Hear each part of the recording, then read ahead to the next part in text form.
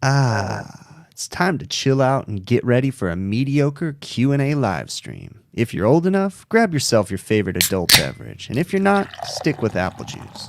Put your feet up and relax. If you have any questions, feel free to ask them in the chat. And now let's cue up the intro music.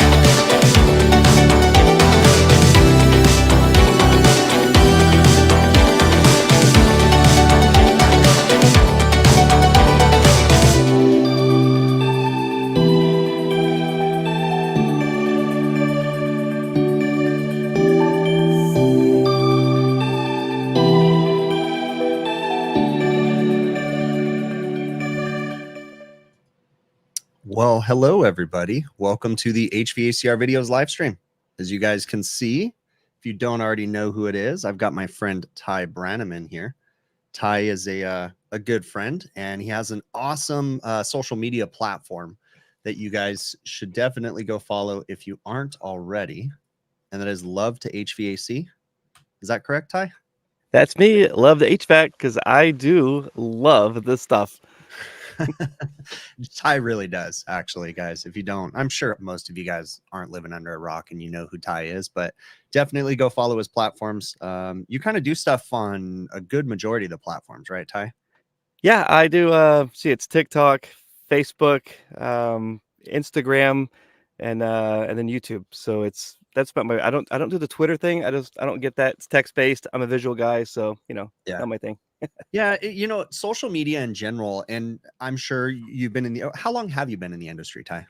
Since 1995.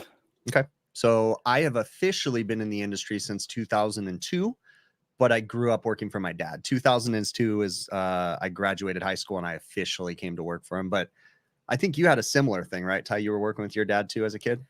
Yep, 1995 is when I started getting paid. So Yeah. that's when I consider that my entry because I was working with them, way before that. But I figure that when you start to get paid, that's when you're officially I mean, you're in.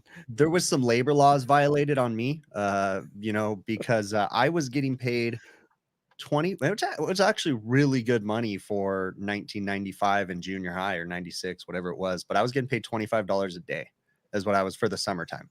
And boy, at the end of the summer, you had like $300. You're like, yes, or something. It wasn't that much, but when you didn't have very much money, and all I was buying at the time was CDs from the warehouse. So I remember back then gas was $1 a gallon. So, yeah. You could you didn't have to make as much. You could go a long ways. I remember when my dad would send me to the gas station with like a $10 bill and then ask me for change when I had to fill up the gas can for the lawnmower. I'm like, change, now that wouldn't even get you, nothing. But yeah, welcome to the HVACR videos live stream. If you're new here, my name is Chris. I'm an HVACR service technician here in Southern California, and I just happened to film the video or the service calls, some of them, and kind of show people, what I see and how my brain works. I've kind of realized that, and I know, you think differently than I do, Ty, when it comes to, we all have different ways of coming about things and getting to certain points. And I think that there's a few, people can relate with your way of educating, with my way of educating, and then find something in the middle, for everybody. But we all think differently, and I like to film what I do. And yeah, that's what this is. This is that platform. These live streams are to answer questions. I kind of consolidate some of the best questions that I see, or most common questions, and I'm going to get to those. If you guys have any questions you want us to answer, put them in the chat, put them in all capital letters. It'll help us to see them. If we don't get to them, feel free to shoot me an email to hvacrvideos@gmail.com, and we'll try to get to it. So now that I'm through all that, thanks again for coming in here, Ty. I know it was last minute, but I appreciate you jumping on with me. I'm always up for talking HVAC, like all the time, day or night. Like this is my thing. Yeah. What's the weather like out in Texas right now? Hot, and then super hot, and then today was hot with humidity. So yeah. It's what is humidity? I just don't know what that is. I mean, 35%. We're losing our minds here. So today it was 103 with 50% humidity. So yeah, that's sticky. Definitely. Yeah. I actually I didn't grow up. I was up until I was super little. I was born in Missouri and lived in Missouri. And I still remember what humidity was just from going back to see family over the summers and stuff. And you're just like, no, this is gross. Like, So I'm in Southern California, and it's super dry here. We do get some days where we'll get maybe up to 50%, but that's very rare. Except for obviously when it's raining, but that doesn't happen but 2 times a year anyway. So, we just don't know what humidity is here altogether. So, nice. Let's see, what do we got going on in the chat right now? Yeah, it's been as far as the weather goes, it was like 108, 112, somewhere in there. It depends on where you measured outside different areas. So it's pretty warm. We're getting a lot of summertime craziness. I'm at that point right now where I'm questioning life decisions and wondering why I do this, because I'm just going crazy over here. So we all go through that every summer. I think every HVAC tech about wants to quit and become a janitor somewhere every summer. It just has to happen. So right now I'm at that phase where I just want to go to work and clean up vomit. Like, I would rather just do that in a school right now and be a janitor pouring sawdust. You remember the janitor when we were kids? They'd come out with a bag of sawdust, and when a kid threw up, and he just poured on there. And life. Now they set up biohazard stuff. They evacuate the school. They scrub down the floor. They hazmat crews come in. Definitely different times. So me and the janitor got along really well at school. Like, that was my best friend. Like, everybody has like teachers that are the best friend. Like, me and the janitor were like buddies. So I'm like, yeah, I was destined for a job work with my hands. Yeah. So if you guys, I already said, definitely go check out Ty's content. I'm going to post a link in the chat right now. You guys definitely go subscribe. This is to his YouTube channel. You can find him on all the different social media platforms. Something that I want to talk about, and I want to start with, and I know you have some experience with this. We all do, but there's some of us out there that maybe forget and don't prioritize their health. But I want to talk about working in the heat. Right now we're in the midst of this summer, and I don't know if you're anything like me, but I'm the type of person that when I'm in a job and it seems like it's going really well, and maybe I only have an hour or 2 left, and it's coming to the end and we're just about done, I power through all the time. I just power through. I don't eat lunch. I'm just like, I don't need that extra bottle of water. That's going to be more time for me to go downstairs. And I just power through. And I can't tell you how many times I just feel like crap for the rest of the week after I do that. When you have those moments, borderline heat stroke kind of stuff. So I'm talking to myself just as much as I'm talking to everybody else too. Got to make sure you take care of yourself.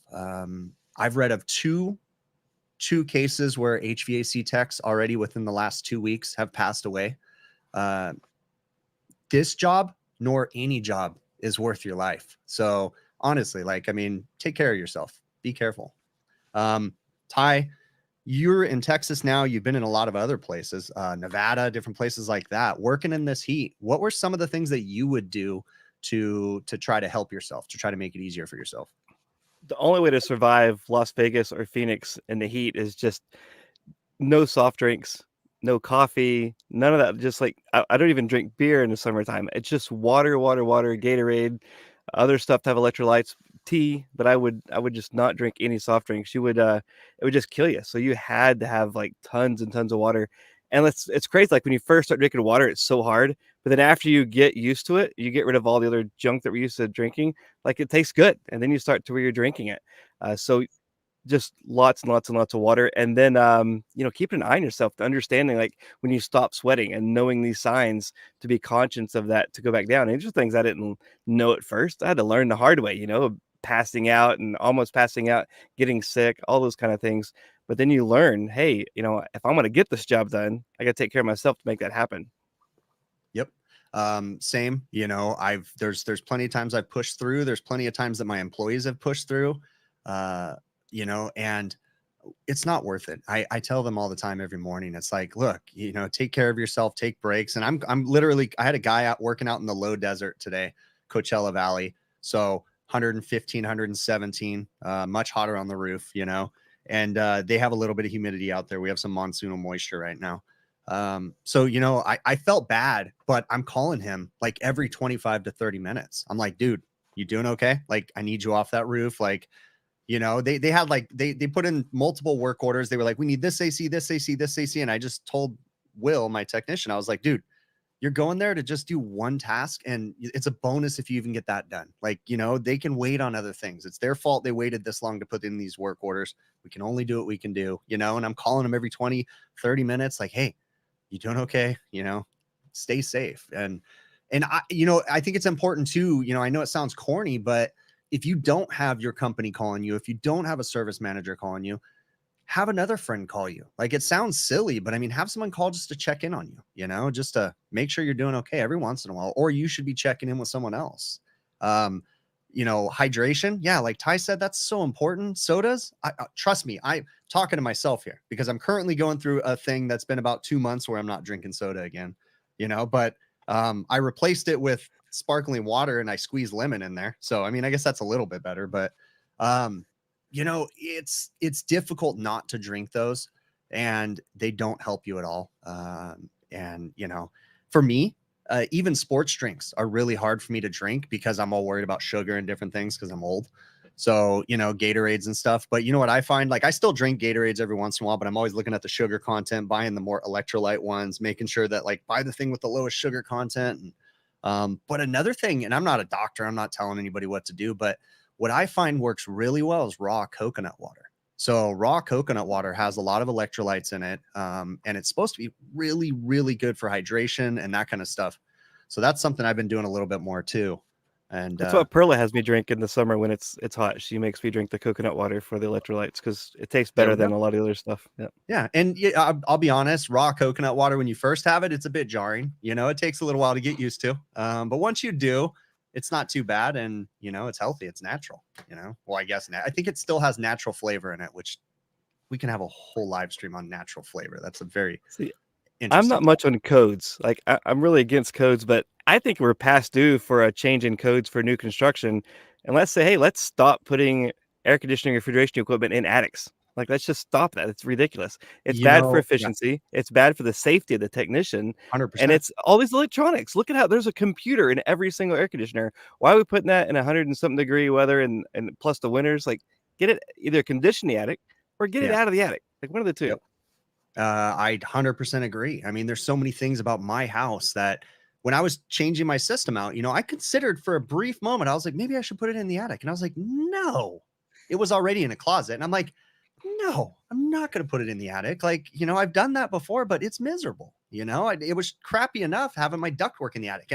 And I can see, because we have thermal gains from in our attic, and, I can tell the difference, towards the end of the day. I can tell when the heat's infiltrating the most and when you're getting the most infiltration into the ductwork, like, and it's very interesting. So those are all things that I'm going to fix in the future. But you know, yeah, getting it out of the attic, that'd be great. Absolutely great, you know? So, okay, we talked about that. I have a really interesting question here. We'll go through it real quick. I'm going to paraphrase this question. He says his name's Hector. He's been working in refrigeration for a while, and he'd like to know what's my thoughts on his particular issue. There's a restaurant in Peoria, Arizona, so it's really hot. Brand new walk-in freezer cooler running on 448A with an electronic expansion valve.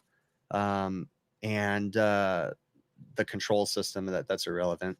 So he says the unit runs fine until it gets to 110-degree ambient temperature. But once the temperatures rise above 120 or to 120, the compressor starts to kick out on high pressure. And he says the high pressure is supposed to kick out at 425. And he wants to know some ways to solve the nuisance. I wouldn't even say nuisance high pressure trips, but how does he solve this unit from continually going off on high pressure? So I have a lot of experience with this. Ty, I don't know, working in the high temperatures, you know, I shouldn't say I don't know. I know you know this, but, you know, it's very interesting when you start looking at equipment data and you look at capacity charts and you see what happens when the temperatures change outside and how the capacity changes.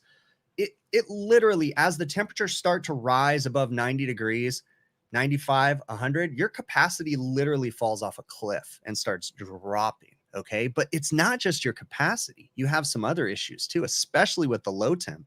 And so his question is, should he change the condenser? This is his first question. He's wondering if changing the condenser to a microchannel will help. Will that solve his problem? Not necessarily. I can tell you that with not necessarily. I mean, his problem is that more than likely, again, without knowing all the details, we don't have everything, all the data in front of us, but I'm assuming that his equipment likely wasn't sized correctly for the ambient temperatures at which it's being used in. Something that is a slippery slope, and it's a very touchy topic to talk about. Depending on the type of equipment you're buying, you need to make sure that you have extra room into your load calculation when you're working with refrigeration equipment. But and I say that's a slippery slope because there's some things that you can run into, some issues if you oversize dramatically or if you undersize dramatically, because you can undersize your equipment by a couple thousand BTUs sometimes and it'll still maintain the temperature. But what's happening is you're expanding your runtime of your equipment. So you're reducing the life of your stuff. So anyways, his question is, should he change to a microchannel condenser? Will that solve his problem? Not necessarily. You need to do a load calculation, in my opinion. Do you have any thoughts on this, Ty? Well, one of the first things I look for is there a cover on it? Because so many times the covers was never installed or it's missing altogether. So you're getting Yep. all that heat from the sun beating on that compressor. And the way those fan shrouds are, you're not moving air across the compressor itself. So, you know, is there a cover on it? Is there anything we can do to get some of that ambient temperature around? Is there other equipment blowing on that same exact area? So the first thing is what's around me that's an easy solve? You know, especially some of these roofs, all that heat bakes onto that roof and then reflects right into the equipment. So Yep. I've even put on where I've put like reflective glass around the sides that reflects some of the heat back away from it Yeah. in Las Vegas, particularly because sometimes we don't have the luxury of being able to replace that equipment right then. So there's things like that we can do. And in severe situations where we can't lose the food or the products, you know, we'll put water on those coils. Yep. I don't, Um, it's not a solution, but no. it gets you by. And if you're going to have to replace the equipment anyways, like who cares? Let's save the product. I've got a mister running on a walk-in freezer condenser. Of all things, we didn't have to run that mister last summer. I don't remember having to do that, but the previous summer we had to run it all summer. And it's just because the customer isn't wanting to upgrade some equipment, a bunch of politics and stuff. But I mean, so essentially what we're talking about by running a mister on a condenser is you're actually using the evaporative effect and you are reducing the heat load on that condenser. So you're tricking the condenser to thinking that it's operating in a lower ambient temperature. And again, like I said earlier, as the ambient temperature rises, there's a point at which that capacity delivered from the equipment falls off a cliff and just completely goes away. So great points. I'd say another thing too, let's go back old school, things that we didn't really think about very much or I didn't understand is insulation on your refrigerant lines. That's a huge thing too.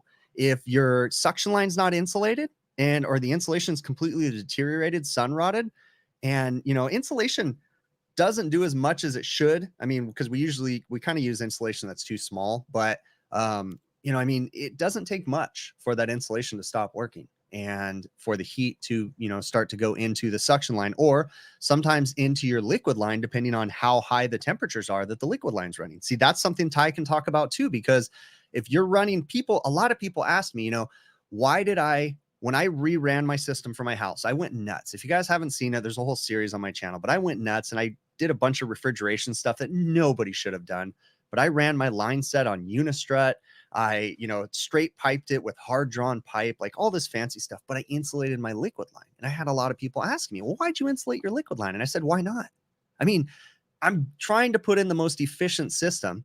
What's an extra $45 in insulation going to be for me, or $100, whatever it is, like, why not?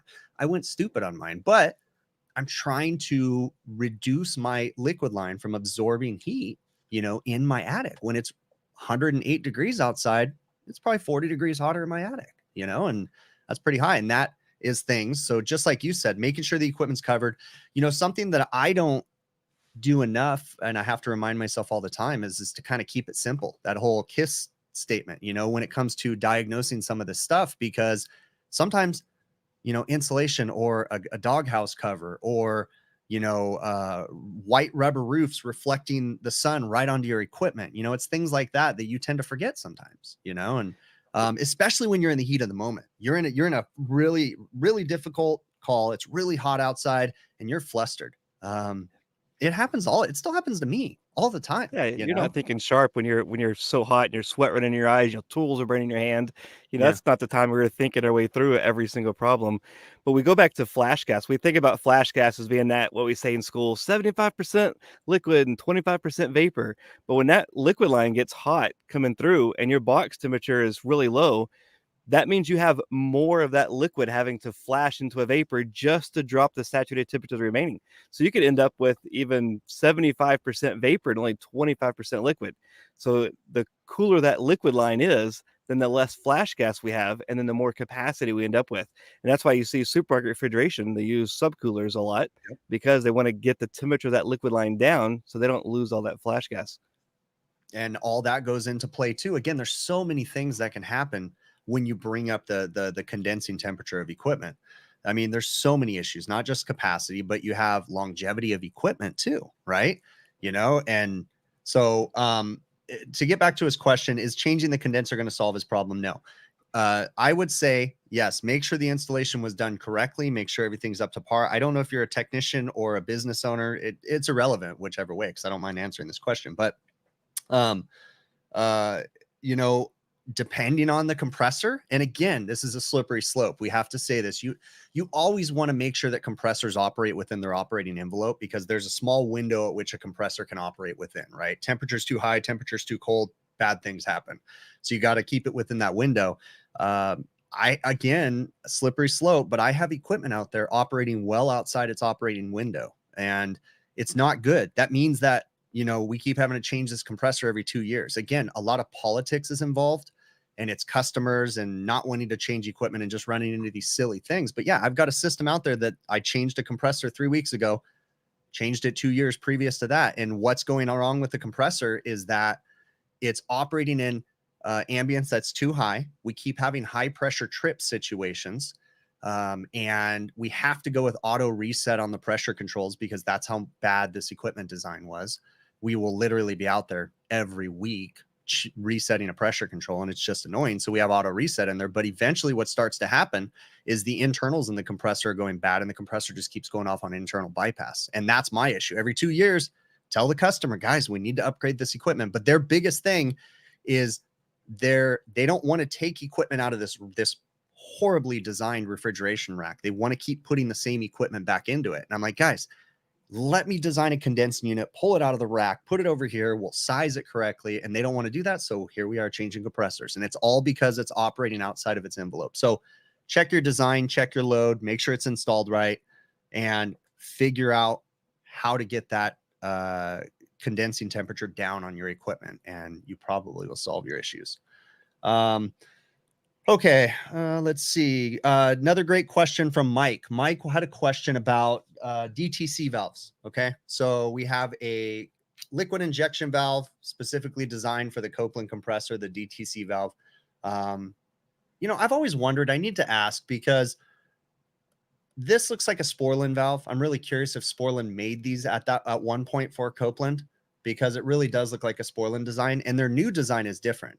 I'm really curious about that. But anyways, DTC valve. Do you have anything about that, Ty? Do you know? I do. I'm pulling up the slides right Oh, okay. now. So the DTC valve basically is a liquid injection valve, and this gentleman's question is, he has a condenser that's leaking. Wait, no, he says the valve for the liquid injection is leaking heavily. Okay, so there's some sort of a leak on it. So he's determined that he has to change the valve, and he wants to know if he can change this valve by pumping down the system, by simply pumping down the liquid line receiver. And will this valve have pressure on the other side of it when he unbolts it from the compressor, or is it on the low side of the system? So first off, there's two things. I've run into a problem with this too. With liquid injection, you can have issues with it depending on where it's installed too, depending on where the liquid's coming from. So those are all things we can cover too here in a minute. Ty, do you have anything on where this valve is going to in the scroll compressor? Is it on the low side? Is it on the high side? Yes, I have my screen's being shared. If you can add that to Yep, the I show. certainly can. Here we Oh. go. Add to stage, and we can stand right there. There we go.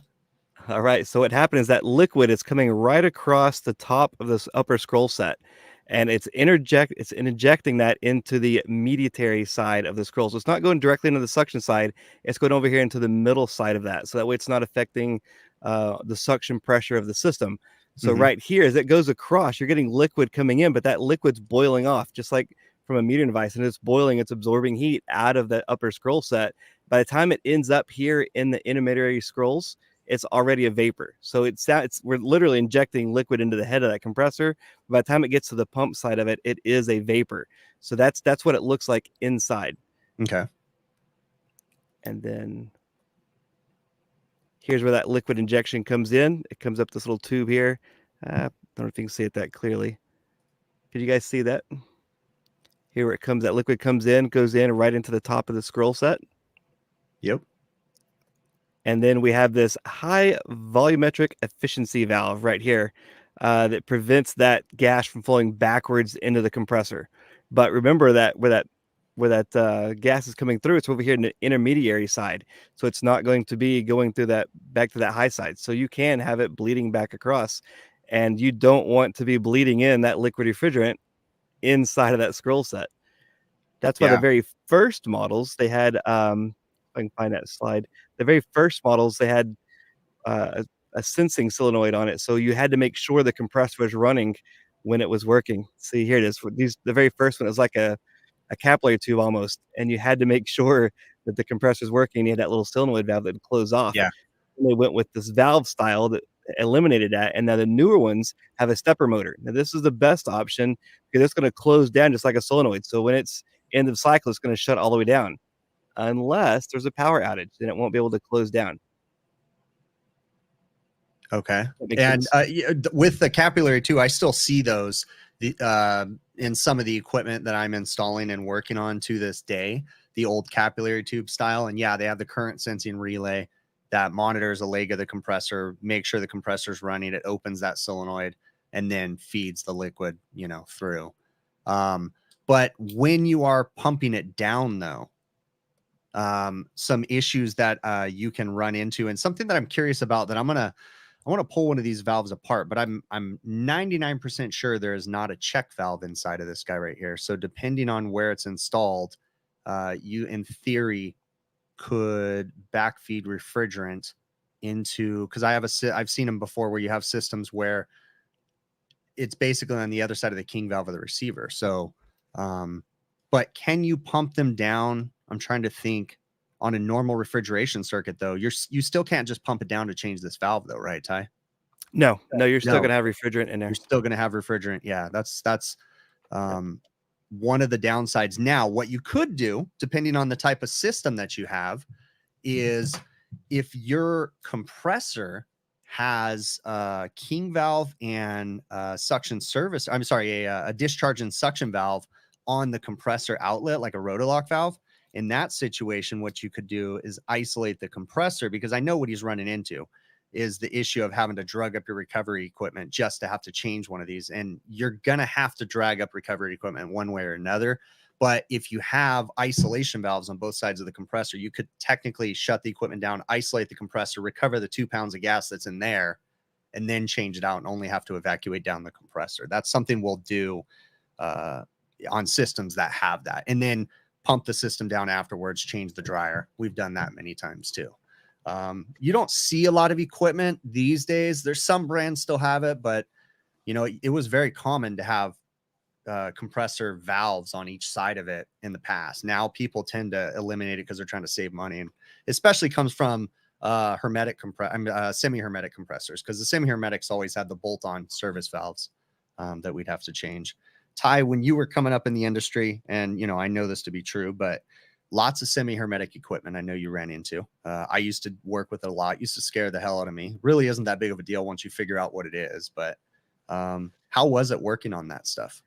Oh, it's great. If I could go back and talk to myself and not tell myself not to be scared of it. I remember I went to my first big commercial job by myself, and I was like a top tech for Resi. I was like full of myself and had the ego and, you know, the Dunning-Kruger or whatever they call it loop. I was up at the high side of that, and I go over to this commercial, a big old semi-hermetic. A bunch of the safeties were bypassed. You know, it was a 25 or 30-year-old system, and I was like, oh yeah, you need a new one. This thing is just junk. You need to replace it. I get my sales guy out here, and the guy's like, replace it? No, you need to fix it. That's what you do. You're a repair person, right? You're a technician. You can fix that. I'm like, nah, you got to replace it. He's, well, I'll call somebody else that will fix it.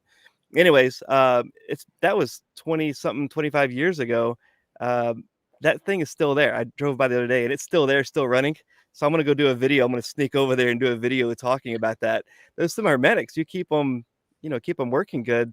Like they're tanks. They're made to last forever. They're made to be rebuilt. So I'd say that one of the downsides with semi-hermetic equipment over the years, restaurant customers in general, I don't want to say they've gotten cheap, but you know, margins keep getting smaller and smaller. They got to cut corners in different places. And they don't necessarily want to buy the highest quality equipment anymore. They're starting to buy lower and lower grade. Semi-hermetics are heavy. When they work, you know, as long as you maintain them and stuff. But same thing with scrolls. I mean, a compressor is a compressor, you know, it's all doing the same thing, just different efficiencies basically. But semi-hermetic stuff, you know, it was big. I don't work on very much of it at all. I only have a few semi-hermetics these days. Not really too many issues with them, cross my fingers. But I remember working on Vote ice machines back in the day. Vote ice machines were a commercial grade machine. You know, they're meant really for industrial, but they started popping up in restaurants, and we had, you know, they have 06E Carlisle compressors in them, if I remember right. And they were big boys, you know, and it's like changing one of those compressors in a tight little place with panels that don't come off and stuff. That was a chore, you know, multiple people trying to lift those things. Like, yeah, ridiculous. That goes back to us talking about working in the heat in the beginning. I think it's important too that we all in the industry need to talk about this more, and you know, is taking care of your bodies in general. You know, we have the argument that people will say when you talk about females being in the trade, well, they can't lift what we can lift. Well, my question, we shouldn't be exactly. My question is, just because you can doesn't mean you should, right? Because yes, you can push your body. I think the women might just be smarter than us because they don't push their body further than they should. I think we're the dum-dums over here because we tend to push ourselves a little bit harder than we should. And, you know, don't do that, because that's why we hurt now. That's why we have a hard time hearing. I have hearing issues, and my eyes aren't the greatest because I've scratched the, you know, crap out of them, you know, and taking care of myself. My arthritis, my legs hurt. And it's like a lot, not all of it, but a lot of that stuff could have been prevented if I would have taken care of myself. So you all need to do it too. Take care of yourselves. Right? Again, this job isn't worth your life. All right. Let's see what we got going on in here. Okay. I used to build for that semi-hermetic. I used to build stuff to move it in. I would build rolling carts. I'd put plywood on the roof. I would put together sleds and lifts and come-alongs. Like I was always like, I'm too weak to do that stuff. So I'd always figure other ways out of getting it done. So I remember I'd use a crane, sign truck to put compressors on the roof. I'm like, I'm not carrying that up there. So I'd call a sign company because they'd work for way cheap, and they Yeah. would put it up on the roof for me, and it was just so much easier. But yeah, I just wasn't that strong, gruely person. I was told, "You're not going to make it in this trade. You're not big enough. You're not tough enough." I was told all those same things, and then I just realized, hey, I just got to figure another way out to do it. Pulling those compressors out, of that. Oh man, the trains, the climate tough compressors, pulling them out. I would use come-alongs. I'd put my A-frame ladder up, use the come-along, and crank it up, put a board under it, and slide it over. Yeah. Yeah, work smarter. There Still is hard work, some, but smarter. yeah, it is. I didn't really have the training nor the guidance from senior techs that I was working with or anything to help me to understand how to use tools to make my job easier. Like, to how to use pulleys and different things and hoists and stuff. I didn't have that. So we were lifting a lot of that crap and it was dumb. And I have to say that if you guys want to learn about using pulleys and ropes and chains and different stuff, there's some great articles on the HVAC school website that Jeremy Smith wrote probably, gosh, 5-6 years ago. I don't know, a long time ago though, where he wrote a whole series on lifting heavy stuff and things that he's done and how to do it properly and learning about mechanical advantage. It's actually some really great information.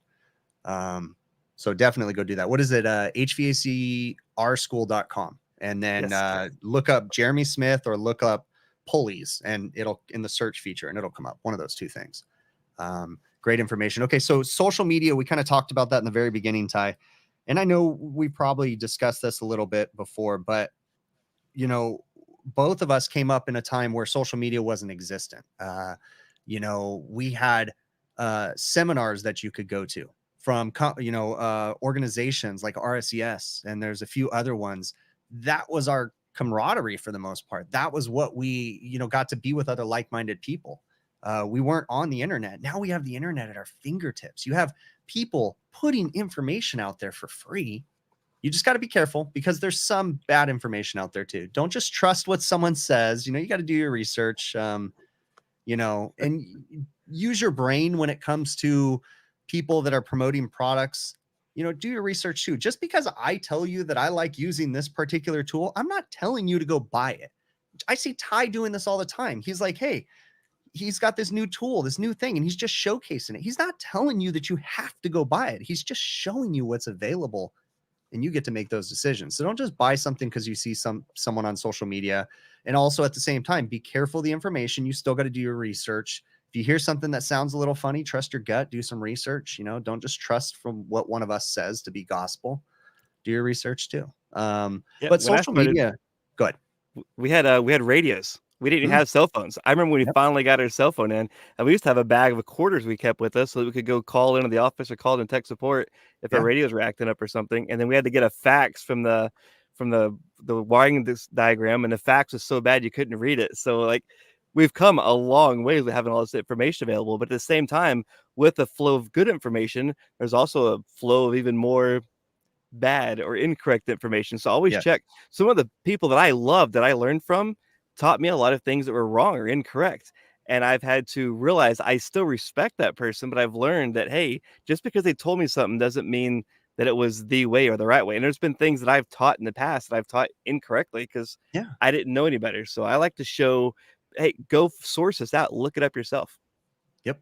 I've said it many times, and I'm not saying anything bad, but my dad taught me the trade, and he was an old school tech. He was a beer can cold tech. I was taught to charge by pressures. I couldn't understand. I remember doing things like I could remember, and this is where my brain, the analytical side. I don't know if that's the right thing, but like this is where I started to question things. Is when I'd be told to charge a system, and I'd be working on, at the time, it was R22 fixed orifice metering devices. Okay. So for fixed orifice metering device equipment, you're going to use target superheat. It's actually a rather easy calculation. It gives you pretty easy numbers too.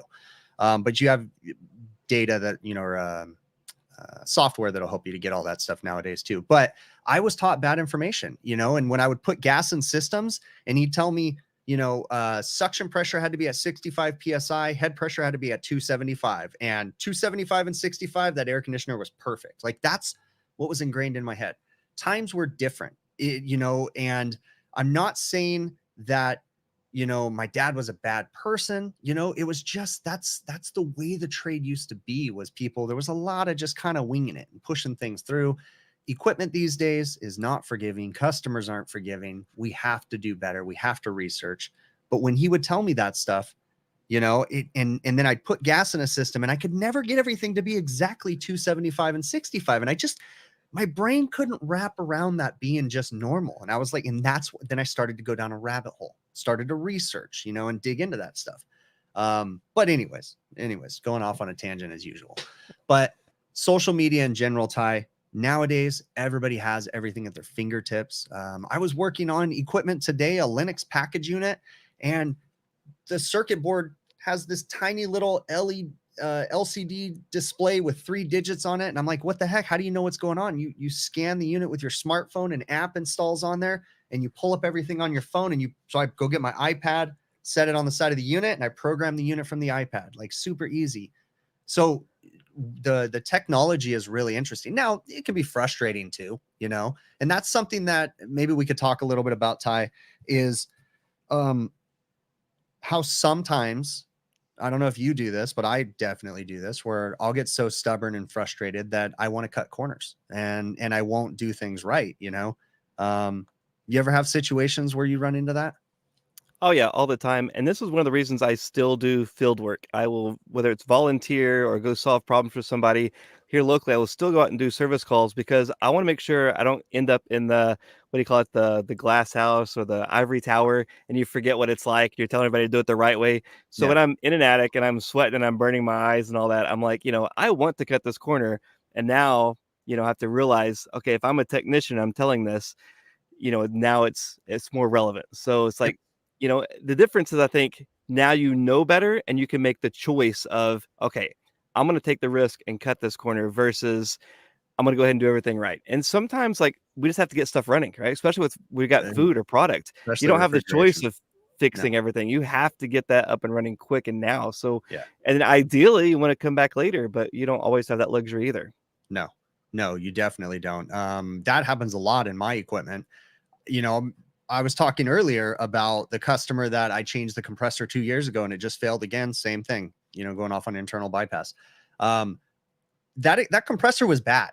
So no matter what, they were getting a compressor because we're not, I want to put a condensing on. That's 2 days worth of work. Like, no, this has got to happen within hours, So these customers, sometimes they'll have to put a compressor into it. And then they're like, okay, now we got to spend 12 grand. And it's like, well, I mean, if you'd have done it before last time, but anyways, but back to the technology, we have so much at our fingertips. We need to learn to utilize it.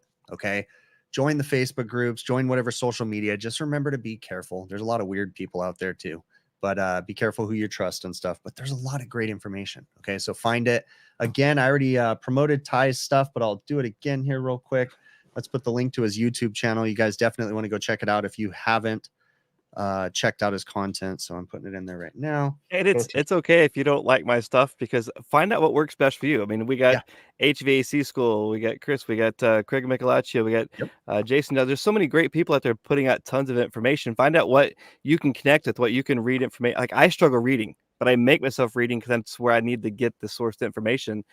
Some people just learn better by reading, and some people learn better by visual. Some people learn better by, being in an actual class. So whatever it is, do all the learning methods, but find out what works best for you, who really clicks with you, and learn. The key is to keep learning. Like, that's the whole goal here, is learning and then help other people when you can. So when you learn something, help somebody else share that information and lift the trade up. Yeah. This is a great question. So Mason Ashley says, where do we recommend buying digital gauges from? He wants a good product for diagnosing and charging. Okay. So here's what I'm going to say. I'm not going to tell you what gauges to buy. Okay. You can see what I use, but maybe what I use doesn't work for you. So ask a few people. Okay. Ask around, see what is best in your area, do your research, find out, what the warranty policies are and different stuff like that. Where to actually physically buy them, you got to do your research too. You have physical box and mortar or brick and mortar stores, and you also have online retailers. So you need to do what's best for you. Do your research. You know, we have lots of great online resources. You can go to truetechtools.com. There's lots of great offer codes for there. They're great people. But again, even TrueTech, you want to know the really cool thing, like TrueTech Tools, you know, they've never said that they want to be the only supplier of tools. They've never said that they want to put people out of business. They always have been open about, hey, if you can't find it locally, give us a call, you know, or at the time, well, now it's mostly all on the internet, but I mean, they've been good people. So do your research, whatever's best for you. Okay. You know, my dad always told me when I was growing up, before the internet became super popular, there was still some stuff on the internet, but my dad always encouraged me to buy locally from supply houses, because when it broke and you needed the warranty, you literally walked it into the store and got replacements. So those are all things you need to factor into your decisions, and you know, what works best for you. What do you think, Ty, about the availability though of the amount of stuff we can get from these online retailers these days that's so difficult to even know it exists in retail stores? Like, it's a It's trip. it's and so much has changed. When I first started out, we had a lot of the supply house you worked with was very loyal to the people that came in often, and they would give you these good deals if you know had a good contact with them, or spent a lot of money in there. I remember I had a supply house that bought a meter. The meter was acting up. I took it back to them, and they were like, "Oh no, you need to send that off." And I'm like, "I can't send this off. Like, I bought it here. I want to deal with you." And that was a turning point for me when I started looking to buy stuff online. Yeah. And then I went too far the other way because I started looking for, you know, the cheapest stuff. And then I realized, no, I still need a quality tool because Yep. I depend on this stuff. So, you know, I tried using some of the cheaper stuff, and I ended up coming back to, you know, finding a good balance. I am very big on buying local, but supply houses have changed a lot. And as I move around the country, some of the spots, they don't have time to deal with you. You're just a Nope. number, in and out, in and out. So, hey, if I'm just a number, I have no problem. And I like True Tech Tools because they invest in education. They go to the training events, they support training. And if you have a problem with True Tech, you can contact them, and like Bill Spone, he will bend over backwards to do everything he can to make it right. Within his power, he'll make it right. Yeah. So, you know, that's what I like. And again, just it's that balance. If I had one supply like here, I have one supply I go to because they've taken care of me since I was, you know, first in this trade, since I didn't even know what the heck I was doing. And some of those, one of the guys that was delivering parts is now, you know, one of the counter persons, and one of the guys that was just working at the counter is a regional manager now. So here locally, I'll go in there and give them my business first. So, Yeah. you know, same it, thing. it works. Again, it's what works best for you. Support who you need to support, but just know that there is online retailers. And like you said, you know, one thing I wanted to say about Bill Spone, who's one of the owners of True Tech Tools, but he's just an all-around really nice guy, and very, very smart guy too. You ever really get to sit down and talk to him, like, really smart guy. But he's just a generous guy, you know. Like, I reached out to him when I was doing my house project just to ask him about an idea that I had, and he was so generous with, you know, he didn't need to do what he did for me, and it was just like, wow, really cool dude. So yeah, really nice guy, great people. It's a family business these days. So Bill Spone's son's working there, Billy Spone, and yeah, it's a great, great group of people. So okay, let's get to this. I I had will a say, video. Oh, go ahead. avoid Amazon, like if you can, because Oh yeah. they take advantage of both sides. So it's Yep. doesn't help anybody. So, I agree with yeah, that my opinion. wholeheartedly. You know, wholeheartedly agree with that. I used to have well, anyways, whatever. So this gentleman, I did a video this last week, and you know, every manufacturer of air conditioning and refrigeration equipment, again, they're going to cut corners in different places for whatever reasons, you know, not necessarily saying it's bad stuff, but everybody does things differently. We had a particular package unit of the Carrier brand, one of the name, you know, it's Carrier equipment, but it's whatever, one of their offshoot brands or whatever.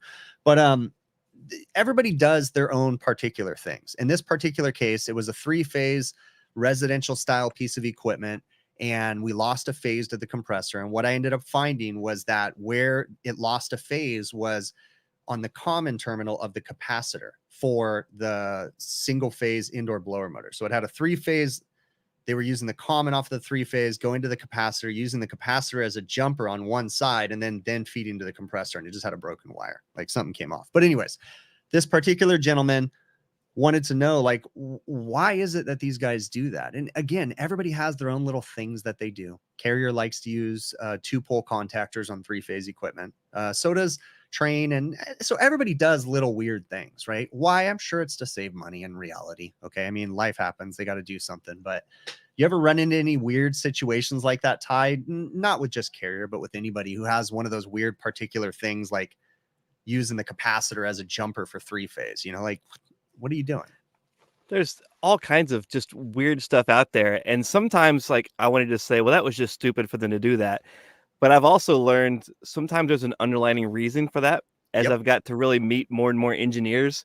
And every time I've met an engineer, they said, well, there's always a reason for that, whether it be a cost or easy for manufacturing or an actual some other bigger reason for it. There's always a reason. And we always blame engineers for cutting corners, but the engineer has somebody above them. And they say, we Yep. need you to make this for this cost. It's easy to manufacture. They're not out there trying to actually get techs or hurt techs. A lot of them, they're trying to make a job, trying to make a living like we're doing.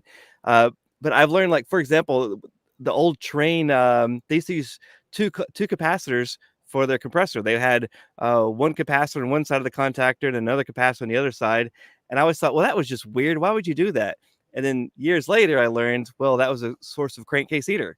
So when the contactor would open, it ran current through one of the capacitors. Wasn't enough to make the compressor run. It heated up the windings and kept the compressor warm. So it was a way of using a crankcase heater without having a crankcase heater. So later I'm like, that's brilliant. And young me was like, those are idiots. And Yep. then older me is like, man, that was really smart. 100%. Again, there is. And something else I'll say, we were talking about social media earlier. I have inside information on this one, and Ty can probably agree too. These major manufacturers, they're listening to social media. They are monitoring social media. I'm not going to fall for that this time, Ty. See, Ty always gets me with that. So they're listening. And I mean, you don't got to be jerks, but put your stuff out on social media. If you have questions, tag manufacturers. It actually helps, because then you get other people. Again, there's always going to be idiots in the comments, but sometimes you get a lot of valuable information. And the reason why I said I have inside information, because I have manufacturer friends and partners that I work with, and I know Ty does too. And they listen. Sometimes they'll ask me a question, like I can't. No, I have to be careful what I just said right there. But they'll ask me a question, and I'll put stuff out on social media. And it's really them wanting to learn. They want to see the engagement. They want to see people's comments. So if you guys have stuff that you want to bring to people's attention, don't be a jerk about it, but tag these manufacturers online. Their marketing department loves this stuff, and they're going to look for it, and they're going to find it, and they're going to answer. Sometimes publicly, sometimes not, but trust me, put your stuff out there. But the same thing, when you teach a concept that may be different to somebody, you'll have people go, "Oh, that's interesting," or people say, "Well, I disagree with that," and people's like, "You're stupid. That's the stupidest thing Yeah. ever." So it's that same approach when you go to a manufacturer and you're the one just like dogging them. They're just gonna like block you, delete you, like whatever it is. You're not gonna get any help that way, and it Yeah. feels good, like, oh, I vented, oh, I feel better. But find people to vent to close, and then when you're actually in social media, try to think, hey, how can I actually get to understanding why it's done this way, Yes. or get them to see that it's an issue in the field so they'll make a change. Yeah. And again, I said, don't be a jerk about it, but Yes. they do read your information. And I know of at least 4, 5 different manufacturers that are friends of mine or partners of mine or whatever, that are looking for that information all the time. So I know there's got to be more too, and everybody's following social media. Just be cool about it. Ask people questions.